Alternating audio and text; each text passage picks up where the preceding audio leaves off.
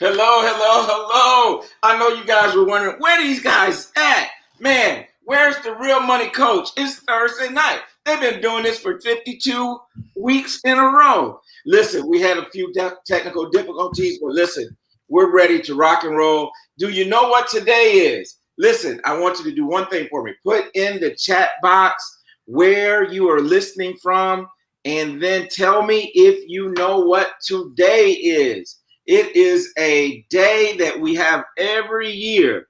Do you know what today is? Let me see you. I'm looking for somebody in the chat box that's coming at us. I know we're a little late getting on, but you should be there. You should have got a notice that we are live on Facebook, YouTube, all our normal channels.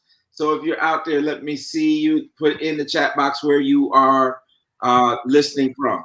Listen, today we're going to talk with one of our great friends of the show, Miss Michelle Mitchell. We're going to be talking about knowing your numbers, and it's going to be a great show. I do want to do this. I do want to remind everyone at this point right here that we have some really special things going. Yesterday, all right, there we go. We got Timmy Day for Durham. We got Chad from Ohio, Miss Graham. Tax day's been extended. You're absolutely right. Ruth Bell is in the house. Bonita Harris is in the house. Thank you guys for being here faithfully every week. We appreciate you all. Evelyn Denson from Charlotte is with us. Listen, we have some very special things coming up. We started yesterday, and it's not too late if you want to be in this, a 6-week financial wellness course. 6 weeks, financial wellness. Last night, or not last night, I guess it was Thursday. Hello, Alice Martin. Thank you for being here. We did financial psychology. Next week, we're going to move into budgeting.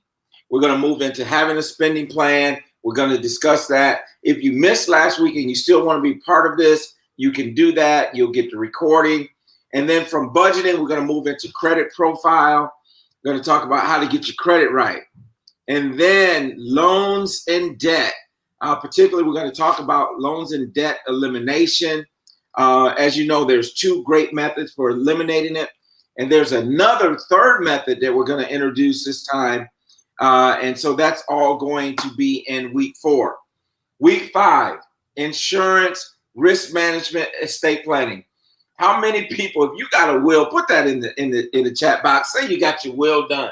And that's so important. It's an important part of your financial footprint is making sure that you have your will, your healthcare power of attorney, your financial power of attorney. Having those things in place is really, really important. So we want to make sure that you have those things done. And then last, we're going to talk about retirement, your current retirement situation. Why do we call it current retirement situation? Because you may be just starting out your career, or you may already be in retirement. In either case, you can benefit from that. So that is going on right now. And then we're going to celebrate our 1 year. As you know, we started on April 2nd, 2021, but we're celebrating 1 year, and we're going to do that on April 24th. Now look at what we have planned for April 24th, right? Thank you, Ruth. On April 24th, from 10 a.m. to 2 p.m., you're going to hear the likes of Dr. George Frazier. Dr. George Frazier is going to be with us. And then thank you for Renee for being here. And we're also going to hear from Megan Lynch. Many of you have seen Megan on our show before. Megan is one of the 4 founders of Extreme FX. It is the first African-American Forex trading company that we know of. And then we're also going to have Eugene Mitchell. Many of you know Eugene was with us for 3 weeks in a row. We're talking about his book, How to Close a Racial Wealth Gap. Now, listen, what's going to happen is we're going to have the 3 of them all give a talk to us, inspire us, inform us, drop wisdom on us. And then there's going to be a chance to interact. There's going to be a chance to interact with them. Thank you for Renee, already registered. And so Benita says, I'm working on my will. Listen, so once each one is gone, so Dr. George Frazier will be first, and then you'll have a chance to interact with George. We'll be able to do that. If you have the VIP ticket, you'll be able to do that. Same thing with Megan, same thing with Eugene Mitchell. And then our keynote will be none other than Mr. Les Brown himself. You got to be hungry, right? That's what he says. So listen, it is a celebration of a 1 year of the Real Money Coach Town Halls every Thursday that we've been doing. And so just come out and celebrate with us. You know, we've been providing, we think, great content all year long. This is how you can come and celebrate and be a part of it. And I thank you guys. I mean, I thank you for being here each and every week. Some of you do not miss a Thursday, and I appreciate that. In light of that, I want to also thank you guys for your support. I want to thank you for nominating us for the Crown's Certified Minority Enterprise of the Year. We're very honored to get this email. I got this the other day. Someone forwarded to me today that they had gotten it. And so we're very, very, just proud of the fact that we're doing what we think is we're doing good work. And so we are nominated to be the Minority Enterprise of the Year for Mecklenburg County. And so that's quite an honor. And we want to thank you for that. And also you can register. It's a free event, the award ceremony. I don't know if we're going to win or not, but just being honored, just being nominated, and the fact that they chose us as one of the finalists to be a part of this. So we're really, really pleased about that. So that's what's going on at the Real Money Coach. Listen, we're really excited. So what I'm going to do now is I want to bring a lifelong friend. She has been on the show 2 or 3 times. I'm losing count now, but I want to bring up Michelle Mitchell. Michelle and I met back when we were just 18 years old. At least I was 18. I don't know. I'm the youngest of the group. So I was 18. You know, the other part of our group, my wife Elisa, her husband Tony, I don't know, they might have been 20 something, but I was 18 years old when we met. I was a freshman at Western Michigan University. And listen, you'll find out more about my story. It's coming soon, y'all. It's coming soon. But let me just let the cat out the bag, right? Can I let the cat out the bag? I'm in the process of writing a book. And as part of that book, I'm going to talk about my experience at Western Michigan University, in particular about my credit experience, my charging experience, my stereo that I bought that was so nice. We're going to talk about that. We're going to wrap that all up in the book. The book is going to be released this August, so I'm working on that, and I hope you guys get a copy of it and get a chance to enjoy it. But my friend and lifelong friend, my wife's best friend in the world. I think they may talk more than Lisa and I talk. I don't know. They talk all the time. But I want to bring on Michelle Mitchell from Mitchell Consulting with me. Hey, Michelle. Hey, what's up? How you doing? You can hear me. Your update since the last time we saw you. You know, I was on the Real Money Coach, maybe 6 weeks ago, maybe. Okay. So things are going well over here at Mitchell Consulting. We are helping a lot of people who are business owners become profitable in their businesses. So I'm real excited about that. I have a workshop coming up next week, how to make your financial goals a reality. So we're not just, it's the beginning of the year, let me just set a goal and never know what to do to reach it. So let's talk about helping people. I want to know a little bit more about that. How to make your financial goals a reality. Yes. Kind of give us some highlight. What's the bullet points that are going to be covered there? Yeah, some of the bullet points is, how to not make an arbitrary goal just because it's the beginning of the year. So now we're at the beginning of Q2. And you probably made a goal and forgot all about it because you're not working on it every day, right? It's not even written down. Right. Yeah. So how can you reach it if you're not even working on it every day?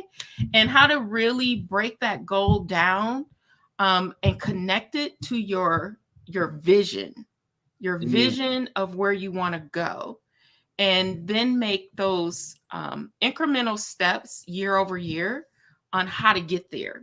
So there may be some tweaks along the way, but once you break that goal down and connect it to your vision and where you want to go, then it's easier to get there because you've broken those steps down and you've connected it to your vision and your why, the reason why you're doing what you're doing. So we're going to cover some of that and then help you set up an action plan to start today. So it doesn't matter that it's Q2. Whenever you start, it's a good day to start. That's a good day to start. Yeah. And one of the things, Michelle, that I think about, and when you think about, we always talk about the why, and I think about the letter Y. It's broad at the top, and then it gets narrow. And so when I'm doing my goal setting, I like to break things down to what I call the smallest denominator. Absolutely. The little pieces. If I get these little pieces right, then it'll start to build and stack. And so, because sometimes I think we have this big, broad goal. It's this huge, and it seems intimidating. But when I start to kind of reverse engineer it, and I get it narrowed down to the very foundational things, then I think it becomes easier. Yes. So, yes. But people have a hard time doing that.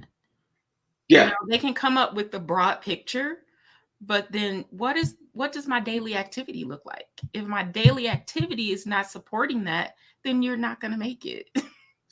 Right. Yeah. Absolutely. And here's one of the things that I've been working on, and I'll do this with my team, is that we all know about Stephen Covey, right? Stephen Covey has his 4 quadrants, things that are urgent and important, things that are important but not urgent, and then things that are important but not urgent, and then things that are neither. And really what I was really breaking down with a couple of our team members is you need to take your activities and put them in those quadrants. Because if you work on things that are urgent, or let me say important but not urgent, that's where you become wealthy. Yes. Right? Yes. So I said, okay, that quadrant is for where you develop your wealth. Now, the quadrant that are things are urgent and important, you got to get them done. That's where you may become rich. And there is a difference between being wealthy and being rich. Do you think so? Yes, I do. What do you think is the difference between being? I'd love to get your opinion. Being wealthy is not always monetary to me. Being wealthy could be the knowledge that you've gained, so that you can make the decisions to become rich. There you go. So rich is really, when we think rich, we think mainly dollar signs. But when we think wealth, I think about not just money, but quality of life. Quality of life. Put in the chat box things that you feel that make you wealthy that are non-monetary. So everybody put something in the chat box. Let me think. Put something in there that makes you wealthy, but it has nothing to do with money. Yeah. Because being wealthy and being rich is 2 different things. Yes. Yeah. Because there's a lot of people that are at the executive level, C-level of companies, and they make a lot of money. I mean, they make hundreds of thousands of dollars, but they have no life. Yeah. So are you really wealthy or are you just rich? Yeah. And so anyway, and then the other quadrant that we're talking about is that bottom quadrant where it's things that are urgent but not important. Okay. So to me, that's the quadrant that is just survival, right? Yes. So on one quadrant, I'm wealthy, I'm rich. And then on this bottom quadrant, I'm kind of just surviving, treading water, And we've all been there, right? We've all know what that feels like at times in our life. And then that other quadrant where we're talking about things that are not important and things that are not urgent. Yeah. So that, i.e., is a waste of time, right? So, and that's where people spend their time at. That's where they spend most of their time. Yes. And so what we want to do is show people how not to, and those activities will actually make you poor. They'll actually draw resources from you and energy. They make you tired. And they make you tired. They're not important. They're not urgent, but they're just draining. But if we can take those activities and kind of divide them and put them in those quadrants and understand where we need to spend most of our time. Yes. Because to me, that wealthy quadrant energizes me, right? Because I'm there, I'm taking care of things that are important, but it doesn't get to the point where it becomes an urgent matter. Right. Because now I have control of my calendar, I have control of my time, all those type of things. Yeah. So people said, listen, Renee said, the things that make you wealthy that are not monetary, she said happiness, good health, and family. So I love that. Happiness, good health, and family. And you can use those as your reasons why, and they're part of your vision. Right. So they fuel you to keep you going towards those goals. So, but making all the money is not the reason why. It's that family, that quality time, the happiness, less stress. Right. All those things. Les Brown, I love Les Brown. And if you heard him, he said, money can't buy you happiness, but everybody want to find out for themselves, right? They want to find out that. So when as you were talking about that, the things in the wealthy quadrant, they energize you. You can afford to spend time, and there's different stages of life that we go through. Especially we had kids that were growing up around the same time, and sometimes you just find yourself just doing what needs to be done. Yeah. Rather than having time to enjoy life. Listen, Alice said freedom from stress. Yes. Freedom from stress. And so I think that's a big part of it, is because stress will get the best of you. True. And so, and it's kind of like, I'm thinking about the Bible, is like, why would a man, what good is it to gain the world, but then lose your soul? Yeah. So we have people that do all this work and they're stressed out and they're, pulling their hair out and all this kind of stuff. And then it affects their health. Yeah. Now, and sometimes for some of us, it's hard because when you enjoy what you do, it's hard to pull yourself away from it, right? I mean, because it doesn't even feel like work, but that's not stressful. So Dr. Benita Harris said, peace, freedom, and family. So I think that's I like that. Peace, freedom, and family. Yeah. So again, I think freedom to me, what is success? How would you define success? I define success when I'm happy, like happiness and joy to me, and I'm doing that. I'm doing what I love. That's good. To me, that's what it is. I really enjoy what I do. I don't work all the time. I'm learning not to, but I enjoy it. I do. I enjoy it. But, having that wisdom not to work yourself to death comes, as you grow, as you as you experience that entrepreneurship journey, you learn that, but in that wealth quadrant, that's where the peace, the happiness, the love, the joy, that's where that lives. And that's what I want more of. Right. As I get older, what excites me more than anything is just having peace in my life, right? Yeah. And I never really understood that with my parents. Like, I just want some peace. I understand that now. Just some quiet time, and just having peace, being able to travel, being able to do some of the things in life that you want to do. And I was thinking about Lisa and I were in the car, and I don't know if I heard it on the radio or somewhere, and I heard someone say, and we asked this question, is what period in your life, if you could go back and just stay at that time, right? So you could freeze that time and say, this is where I'm going to spend the rest of my life. She asked, we were asking that question. And for me, it's now. I mean, I've never been happier. I've never been more satisfied with life as it is right now. Yeah. Now, that doesn't mean that, we couldn't make more money and all those type of things, but that's really, money is a vehicle, and that's what it is. It's not an end all be all. No. And money can only motivate you so far. And then there's got to be something deeper than that, because you can get money and you can get stacks upon stacks upon stacks, but you still may never be happy. And that's what I like what Chad said in the chat box. He said, wealth should never be about money. No. Wealth is not about money at all. Money is a tool. It's a tool. It's a tool. There's no emotion around it, and it does whatever you tell it to do. Yeah. Period. Now, that's good, because the way I always say it in our classes is that if you don't tell your money where to go, it'll go where it wants to go, right? Absolutely. It's like running water, right? So running water will find a crack, get out, right?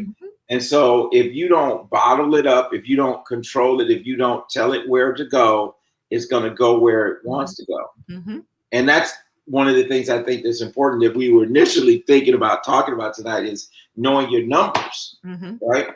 And so we're not promoting ignoring your numbers. We're not promoting ignoring money, because I know some people that are on the other extreme, right? They could care less about money. True. I can live off of the earth, and that's cool if that's what you want to do. It just don't work for me, right? So I guess the bottom line to me is that anything that is too extreme on either end is probably not healthy. Right. So there has to be a balance in your life. And that, I think that's one of the things Evelyn put there, is healthy relationships, both personal and business relationships. Yes. And so I think that is important, that we have those healthy relationships, healthy boundaries, in terms of, what we're doing in our work life and in our personal life and our family. Right? So, so Michelle, tell me this. How do you, as busy as you are, how do you create that balance for yourself? Boundaries. Period. I set boundaries not only with my family, and I also set boundaries with my clients. You teach people how to work with you, and you teach people how to treat you. So therefore, boundaries to me is a vital part of how I interact in life, period. Because people can't read your mind, but if you're coming to them, in a business setting as the expert, they don't know how to work with you unless you tell them. So I tell them how to work with me, so they fit nicely inside of my boundaries. Because you've laid out that expectation. I set that up in the beginning. Yeah. And then I think there's certain boundaries you got to have. I mean, you probably could answer this for me, Michelle. You can answer this for me, right? What do I do every Friday night? You go on a date with your wife and she don't even answer my phone call.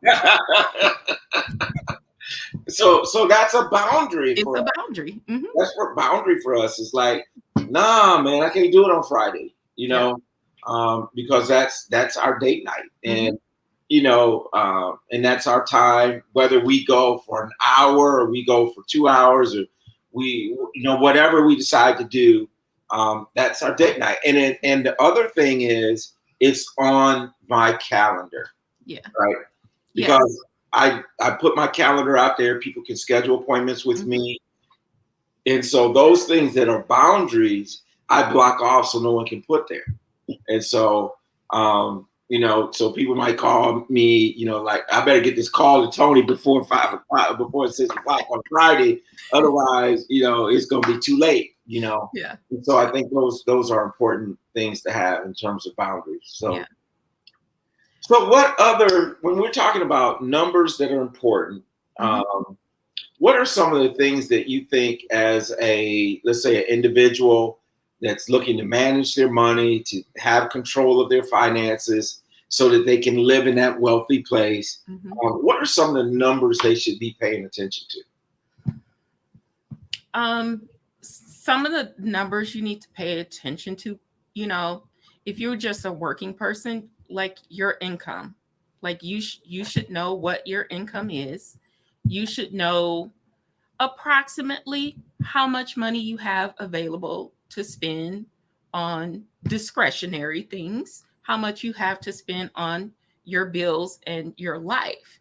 Like, you need to know those numbers, because if you don't know those numbers, you can overspend, you can cause overdrafts, and doing that, not having any parameters around it, actually causes you to step outside the boundaries, and then your money finds those leaks, and those are the leaks, the overdraft fees.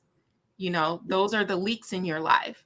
Not paying attention to your bank account and what's the transactions that are going through, you might miss something that's actually fraud.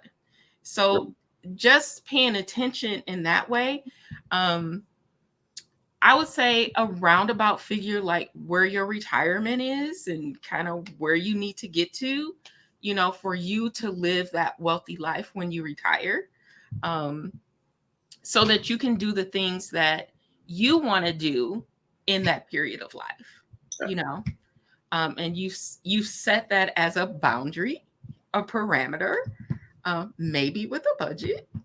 Yeah, absolutely. Maybe with a budget. So you tell your money, hey, that's important to me, so I'm going to set you aside, so those are some of the numbers that, just any layperson can pay attention to. Right.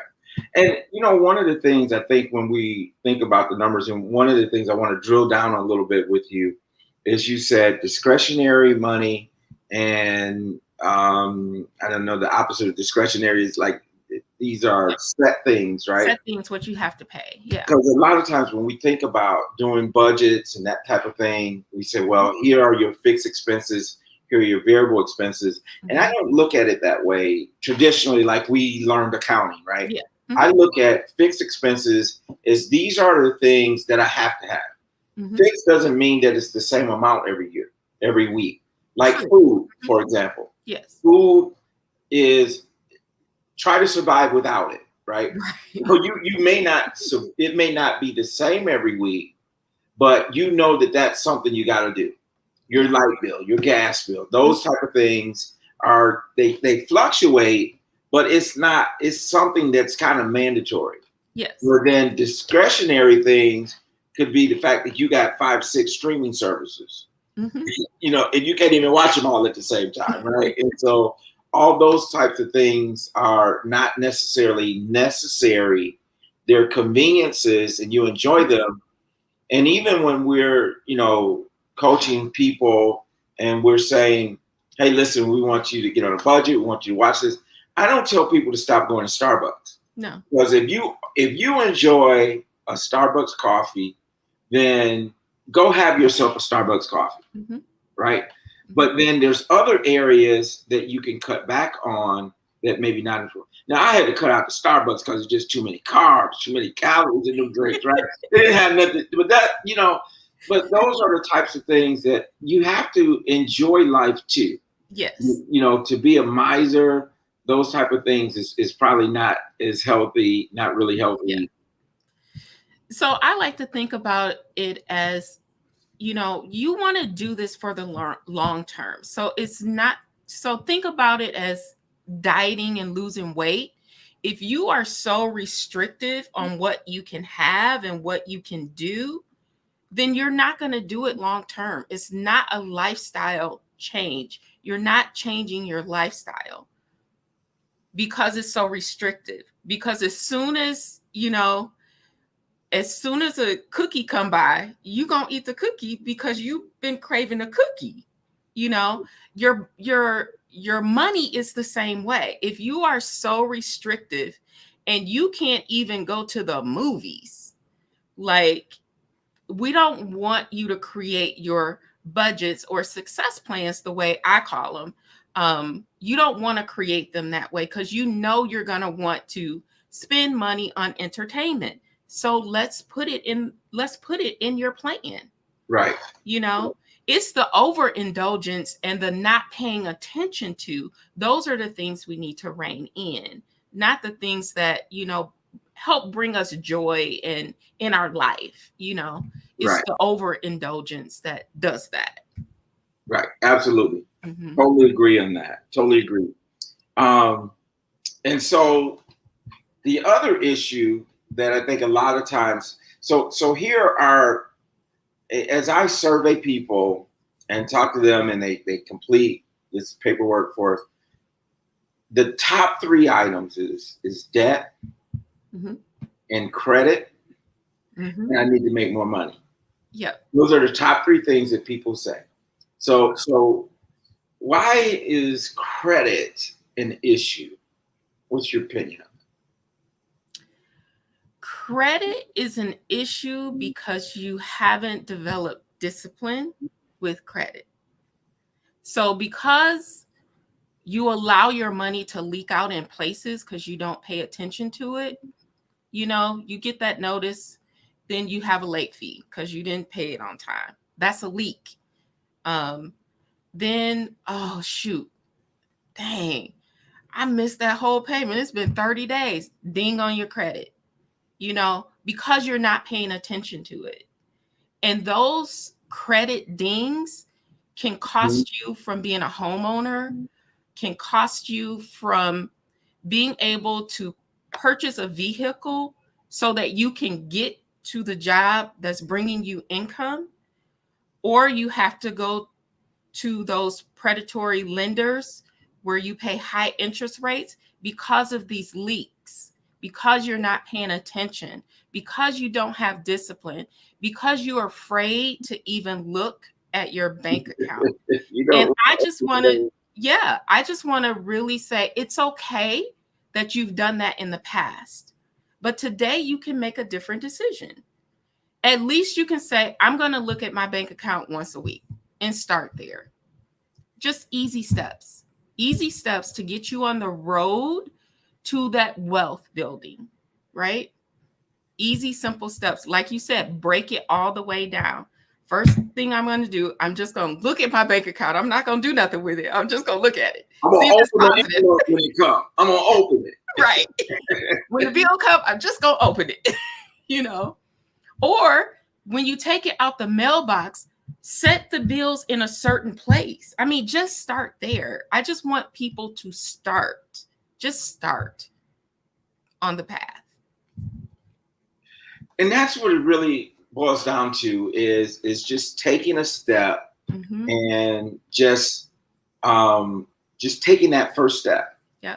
And just allow yourself incremental steps and keep building. It's just like working out, just like these other things, is that you don't start off by running a marathon. You start off by just taking little steps at a time.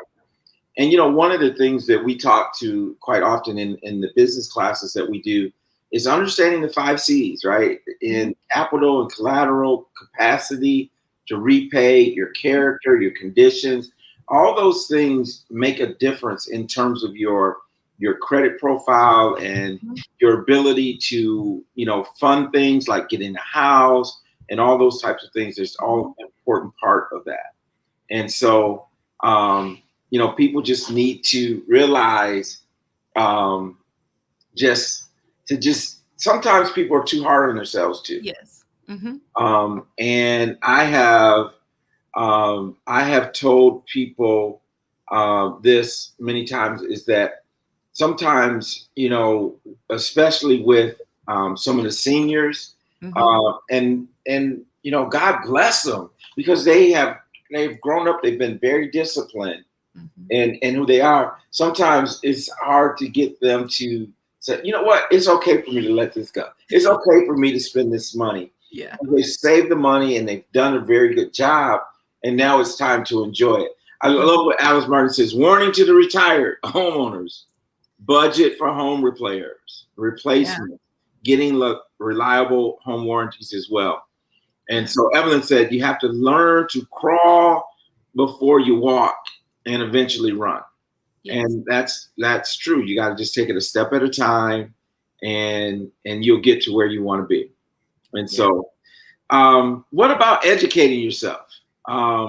You are, you have more degrees than anybody I know. So I know you believe in education, I do. training. So give us your philosophy on that.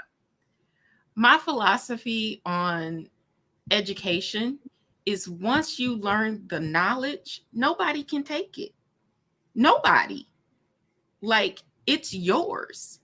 So whether it's learning by hard knocks, the lesson learned is yours. Mm-hmm. Whether you are formally educated, the lesson learned is yours. So it doesn't matter how you get the education. It matters that you got the education and now you have knowledge. And knowledge can carry you to wisdom. Mm. Knowledge can carry you to wisdom, because you learn something in that education process, and then you're able to apply it to your life. Like, I love the Real Money Coach 6 weeks classes, where you break it down into 6 different areas of your financial life that you need to learn. Like, that's knowledge. Nobody, and once you know, But you got it. You got yeah, it. And, yeah, and to dispel the old cliche that knowledge is power, and knowledge is potential power, right? yes, it's The potential. power is applying that knowledge. Mm-hmm. And the one thing that I'll tell you that we believe is that in 6 weeks you can chart a course, but you don't finish the course. No. It's really just putting people on a pathway where they can charter their own course. It's kind of like when you buy a car too, right? Mm-hmm. So when you buy a car, let's say you get a Telluride or something, and you've never seen another one ever, right? And all of a sudden you get one, and now you see one on every corner, right? Yeah. It's like, because of what you're looking for has changed. Yes. It's the same thing with our finances. Is when we start to look for the things. I look for ways to invest. I look for ways to control my budget. When I start paying attention to it, I will attract those things. Yes. And we know this. We know that all of the major marketers understand that. Mm-hmm. That's AI, right? That's artificial intelligence. Because if you Google, this is what happened. I needed a new office chair. I had the same office chair since I lived on Morrell Street, and I had the same office chair. It didn't even have any cushions left in it. It wouldn't go up and down anymore. I had put screws in it so that when I leaned back, I wouldn't fall on the floor, and so it was really bad. They took it. Lisa's finally made me get rid of it, right? I took it from my desk to the garage. So, but anyway, but my point is, when I started looking for a chair, all of a sudden, whenever I went to Google, guess what popped up? Yeah. Advertisements for office chairs. Yeah. And so that's artificial intelligence. And so they know that if you're shopping for something, all of a sudden that's what's going to start appearing for you. Right. It's the same thing with your finances. When you start looking for the opportunities, when you start looking for those things, they all of a sudden you'll attract what you're looking for. Absolutely. And here's my thing, and I love what some of the people are saying, but here's my thing. I tell people all the time, money right? Because we always think, well, I need more money. I need more money. I need more money. I need more money. I need more money. And I get it, right? Yeah. But I'm going to tell you something. Money is just a magnifier. Mm-hmm. Because whatever you are, money will make you more of it. Mm-hmm. If you're a saver, you make more money, you'll save more. Mm-hmm. If you're a spender and you make more money, you'll spend more. Yeah. Saver, investor, whatever. If you are a tither, you make more money, you're gonna tithe more. Mm-hmm. So whatever you are, money just magnifies it. Yes. And so what we have to start to do is we have to start to work on ourselves so that when the money comes, Yeah. we'll be more of what we want to be, not necessarily, the other things. So that's my viewpoint on money anyway. Yeah. And I tell you, the people that I talk to, it's like that awareness piece about that. It's the one thing they hesitate to work on is themselves.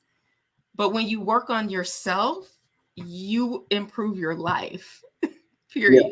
Whether it's with money, relationships, it doesn't matter. Right. When you begin to work on yourself, everything else improves. So get the knowledge. And my job is just to make you aware, because with awareness, then those AIs start to show up in your life and you start to pay attention like, she told me that. I Right. remember that. It comes back to your remembrance. And here, what you're saying, your job as a coach, Mm-hmm. right? Your job as a coach isn't to play the game. No. Right? So my job as a coach is to help you be the best that you can be. Mm-hmm. Right? My job as a coach is not to do it for you, but to inspire you to do it for yourself. Right. To inspire you to get in the game and play the game the way you know how to play it. Now, my work as a coach is behind the scenes. It's even the coaches and the decisions they make in the moment of the game isn't really where they make their money. They make their money what they do before game time. Yeah. Right? Going into it. And so I think it's so important to understand. And I believe this. I believe that everybody needs a coach. I do too. And I said in the church realm, it's like every Paul needs a Timothy, right? Mm-hmm. Every Timothy needs a Paul. Mm-hmm. And so we need those people that we're feeding into and that they're feeding into us. And it just makes us all better. A rising tide raises all ships.